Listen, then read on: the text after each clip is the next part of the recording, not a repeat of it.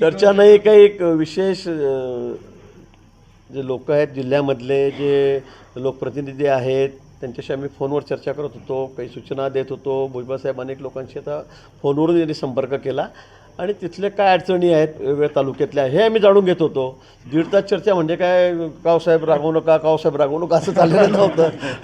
तुम्ही कामाला लागा असं काही विषय नव्हता. विनंती करत होतो, पण अनेक लोकांशी आम्ही फोनवरून बोललो, त्यांच्याशी संपर्क आम्ही केला. कुठली परिस्थिती काय आहेत काय नाही, सगळ्या प्रमुख लोकांची पूर्ण जिल्हाभरातल्या त्या ठिकाणी आम्ही चर्चा करू. महाराज आमच्यासाठी महत्त्वाचेच आहेत, धर्माचार्य ते आहेत, आपल्याला कल्पना आहे.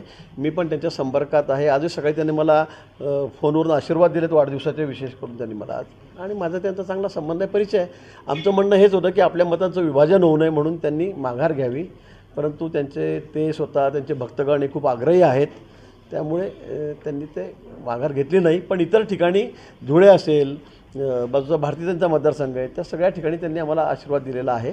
त्यांनी सर्व आदेश दिलेले आहेत, सर्वांना सूचना दिलेल्या आहेत की आपण मोदीजींच्या पाठीशी सर्व ठिकाणी उभं राहावं. आज भुजबळांची भेट घेतली, आता कुठली नाराजी आहे? सगळं ते परवा मोदी साहेबांची सभा झाली त्यावेळेला इतकं जोरदार भाषण, मला वाटतं इतकं सगळे कौतुक करत होते साहेबांच्या भाषणाचं. इतकं जोरात भाषण साहेबांनी त्या ठिकाणी केलं, इतकं मोठं आव्हान त्यांनी त्या ठिकाणी केलं.